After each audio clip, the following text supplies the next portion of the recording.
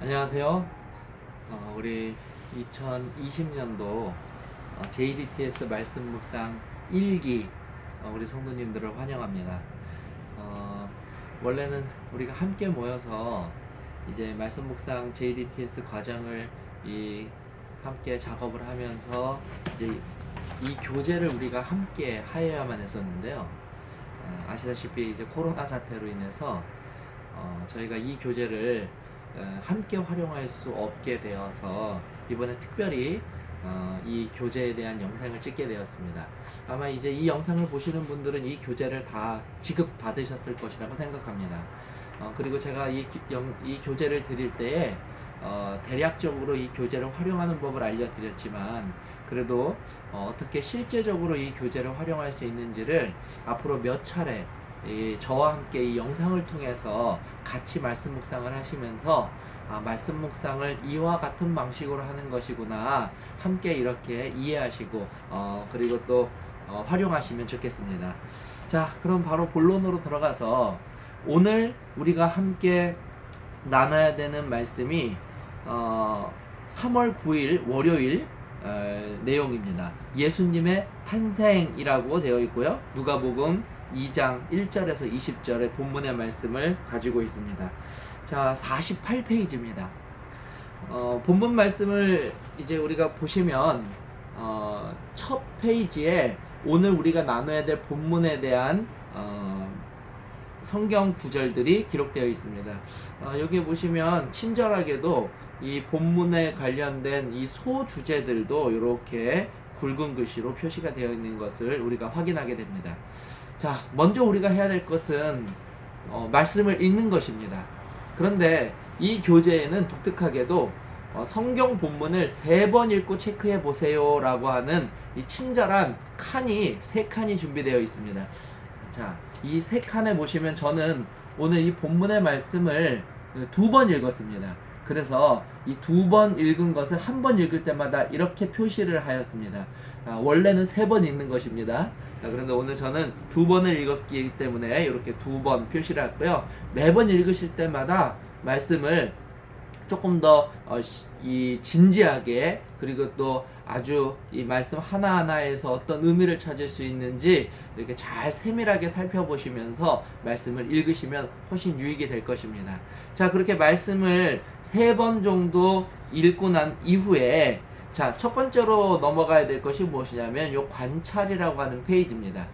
관찰은 말 그대로 오늘 본문 말씀을 통하여서 내가 관찰된 내용들, 뭐 이것이 질문이 될 수도 있고 혹은 새롭게 발견한 것이 될 수도 있고 이미 내가 알고 있는 것을 한 번 더 확인하는 것도 가능합니다. 그래서 말 그대로 이 관찰된 내용을 적는 것인데요. 오늘 저는 총 6가지의 관찰 내용을 적어 보았습니다. 이미 우리 성도님들께서 오늘 본문 말씀을 읽으셨을 것이라고 가정하고, 만약에 오늘 아직 이 본문 말씀을 읽지 않으셨다면 잠깐 이 영상을 멈추시고 본문 말씀을 3번 읽으신 후에 저와 함께 이 관찰의 내용을 따라오시기를 부탁드리겠습니다. 자, 오늘 내용은 예수님의 탄생과 관련된 내용을 담고 있습니다. 첫 번째로 이 가이사 아우구스도가 영을 내려서 이 요셉과 마리아가 나사렛에서 이 베들레헴으로 이 만삭의 마리아가 이동을 하는 그 내용이 담겨져 있고요. 그리고 또 이 목자들에게 천사가 나타나서 예수님의 아기 예수의 탄생을 알려주는 장면, 그리고 이 목자들이 아기 예수께 경배하고 돌아가는 요 3가지 내용으로 오늘 본문의 내용이 이루어져 있습니다. 자, 그럼 본격적으로 제가 관찰한 6가지 내용들을 좀 말씀드리겠습니다. 첫 번째로 제가 관찰한 내용은 가이사 아구스도가 내린 호정령이라는 것이 무엇인가 라고 첫 번째 관찰 내용을 적었습니다. 이 관찰 내용에서는 답을 내실 필요는 없습니다. 그냥 이렇게 궁금한 것들, 혹은 내가 이미 알고 있는 것들, 혹은 내가 읽고 나서 새롭게 깨달은 것들을 그저 기록하기만 하면 됩니다. 그래서 호정령이 저는 무엇인지 궁금해서 이 가이사 아구스도가 내린 이 호정령이 무엇이지? 라고 적어보았습니다. 두 번째는 요셉이 다윗의 집 족속이라고 굳이 성경에서 언급한 이유가 무엇일까? 혹시 이 구절에 어떤 영적인 의미가 담겨 있진 않을까? 라고 해서 요셉이 다윗의 집 족속이라고 언급한 이유가 무엇일까? 라고 한번 적어보았습니다. 세 번째는 예수님이 태어나신 곳 베들레헴 이렇게 적었습니다. 일반적으로 사람들이 예수님이 나사렛 출신이라고 해서 나사렛에서 태어나신 줄 알아요. 그래서 오늘 본문에서는 예수님이 베들레헴에서 태어나셨고 자라신 곳이 나사렛이구나 라고 하는 그런 정보를 기록해 보았습니다. 네 번째로는 목자들이 밖에서 양떼를 지켰다라고 기록되어 있어요.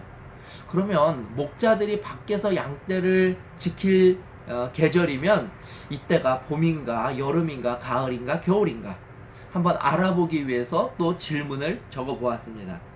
다섯 번째는 목자들이 아기 예수를 알아볼 수 있었던 것은 강보에 쌓여 구유에 누여 있는 아기가 있을 것이라고 하는 천사의 말을 통하여서 그들이 그 많은 그 넓은 베들레헴 지역에서 혹 그날 태어난 아이들이 예수님 외에도 있을 수 있습니다. 근데 어떻게 정확하게 예수님을 알아보았냐면 예수님이 바로 강보에 쌓여서 구유에 누워 있었기 때문입니다. 그날 강보에 쌓여 구유에 누인 아기는 예수님이 유일하였기 때문에 이 목자들은 아주 쉽게 예수님을 찾을 수 있었던 것이죠. 그래서 목자들이 아기 예수를 단번에 알아볼 수 있었던 이유는 예수님이 강보에 쌓여 구유에 누워 있었기 때문이구나 라고 하는 것을 적어 보았습니다.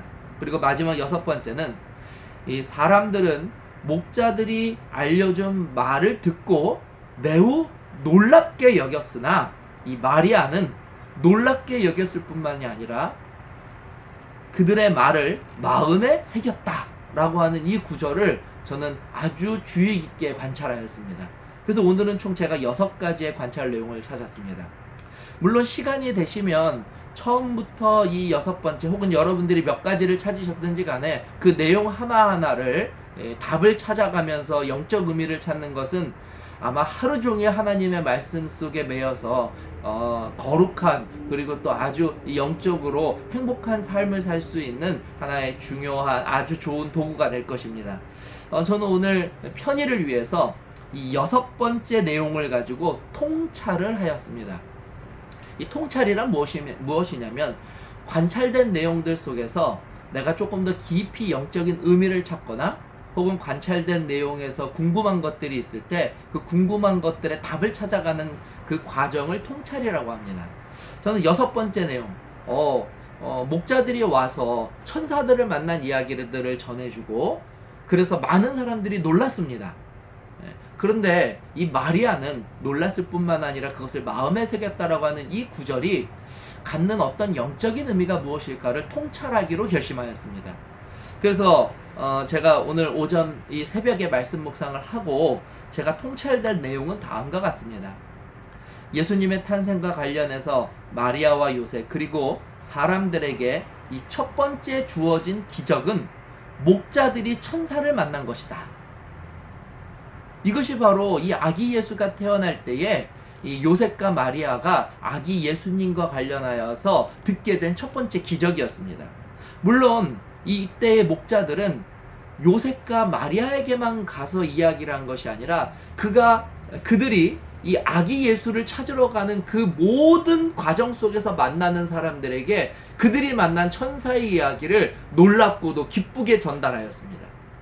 많은 사람들이 호기심을 가지고 이 목자들을 따라갔을 것입니다. 정말 천사가 말한 강보에 쌓여서 구유에 누인 아기가 있을까? 그런데 놀랍게도 바로 그날 이 요셉과 마리아가 낳은 아이 예수가 바로 강보에 쌓여 구유에 누워 있는 것을 보고 사람들이 이 목자들이 보았다는 천사가 사실이었고 또 그들이 전한 말이 또한 역시 이 사실이었다는 것을 알고 이 영적인 사실에 아주 크게 놀랐습니다. 근데 제가 확인해 본 결과 이들의 얘기는 여기에서 끝입니다. 다시 말하면 이 놀라운 기적을 경험하고 심지어 이 목자들은 실제로 천사를 보았음에도 불구하고 그들은 그저 놀란 것으로 끝나고 감탄하고 그냥 돌아갔습니다. 그 뒤로는 이 목자들의 삶이나 그날 목자들을 통하여서 이 놀라운 소식을 전해들은 사람들의 이야기는 성경 어디에도 나오지 않습니다. 그런데 재밌는 것은 이 마리아는 유일하게 그날 이 모든 광경들을 듣고 보고 그것을 마음에 새겼다라고 말하고 있습니다. 사실 마리아는 예수님의 기적을 이끌어낸 첫 번째 믿음의 사람이기도 합니다. 이 가나의 혼인잔치에서 모든 사람들이 이 예수님에게 그와 같은 능력이 있을 것이라고 믿지 못하는 상황 속에서 오직 마리아만 물이 포도즙으로 바꿀 수 있는 능력을 가지신 분이 예수님이라는 것을 믿고 있었죠. 근데 사실 생각해보면 이것은 참으로 힘든 일입니다. 왜냐하면 예수님은 마리아가 직접 낳은 아이입니다. 그리고 자신의 앞에 놓여있는 이 아이는 실제로 스스로 할 수 있는 일이 아무것도 없습니다. 마리아는 매일같이 그 연약한 아기 예수의 기저귀를 갈아주었을 것이고요. 그를 위하여 음식을 하였고 그의 모든 삶을 돌봐주어야만 하였습니다. 다시 말하면 마리아의 입장에서는 아기 예수는 전지전능하신 하나님이 아니라 연약하고 연약하기에 이를 데 없는 자기의 아들 예수일 뿐이었습니다. 그런 놀랍게도 오늘 이 자리에서 마리아는 그 예수가 바로 천사가 전하여준 하나님이라고 하는 사실을 마음에 새기게 됩니다. 그러므로 마리아는 어린 예수를 키우면서도 마음에 또 다른 이 믿음의 어려움을 겪지 않고 그가 천사가 들려준 말을 늘 기억하므로 자신의 앞에 있는 이 아이가 바로 전지전능한 하나님이라고 하는 믿음을 끝까지 붙들 수 있었다고 하는 사실이죠. 저는 오늘 이 부분을 통찰하면서 오늘 우리의 믿음이 과연 어떠한 믿음이 되어야 할지를 다시 한번 깊이 생각해 보게 되었습니다. 그래서 이제 한 장 넘기시면 이 적용 부분이 있습니다. 이것은 오늘 내가 통찰한 내용을 가지고 나의 삶에 적용하여서 실천을 할 수 있는 부분들을 적어보는 것입니다. 저는 오늘 통찰을 이 마리아가 가졌던 믿음으로 이 통찰하였기 때문에 적용을 다음과 같이 하였습니다. 때때로 목사로 살면서 이 성경을 가르치고 또 설교를 할 때에 이 성경을 신학으로 보려고 하는 경향이 종종 있는 것 같다. 그런 나의 모습을 오늘 회개하며 오늘도 말씀을 성도들에게 전하는 것이 아니라 내 자신에게 이 말씀을 적용해보고 나도 이 말씀을 이 믿음을 활용하면서 오늘의 삶의 행동으로 옮기기 위해서 실천해야겠다 라고 기록하였습니다. 어떻게 구체적인 적용 방법을 찾아볼까 고민을 좀 하였는데요. 아마 오늘 제가 묵상한 내용이 이 신앙을 활용하는 조금 범위가 넓은 내용이기 때문에 저는 오늘 결심하기를 오늘 하루를 살아가면서 우리 하나님께서 저에게 이 믿음을 활용해야 될 상황이 저에게 주어지게 된다면 과감하게 그 믿음을 활용하는 그 일을 선택하기로 결심해야겠다라고 적어보았습니다. 자, 이렇게 오늘 우리가 나누는 이 말씀의 이 묵상은 관찰, 통찰, 적용이라고 하는 세 부분으로 우리가 말씀 묵상을 할 수 있도록 나와 있습니다. 그래서 여러분들도 이제 각자가 지금 개인이 이 말씀 묵상을 하시면서 저와 동일하게 관찰과 통찰과 적용을 한번 적어보시고 여러분들의 삶에 하나님께서 말씀하시는 그 개인적인 하나님의 음성이 무엇인지를 깨달아 아는 아주 귀한 시간이 되게 되시기를 바랍니다. 시대의 소망 48페이지 오늘 간증이 있는 내용인데요. 그들은 큰 기쁨으로 거기를 떠나 그들이 보고 들은 것을 사람들에게 알려주었다 라고 말하고 있습니다. 오늘 저와 여러분들이 깨달은 말씀이 이 목자들이 그들이 만난 모든 이들에게 그들이 본 것을 증거한 것처럼 오늘도 하나님을 증거하는 삶이 되게 되시기를 바라면서 오늘 첫 번째 이 말씀 묵상에 뭐라고 표현할까요? 예시를 마치도록 하겠습니다. 내일 이 시간에 또 다시 한번 뵙도록 하겠습니다. 당분간 뭐 일주일이 되든 혹은 열흘이 되든 여러분들이 조금 익숙해질 때까지는 저와 함께 제가 이 영상을 찍도록 하겠습니다. 오늘 행복한 하루 되시기 바랍니다. 감사합니다.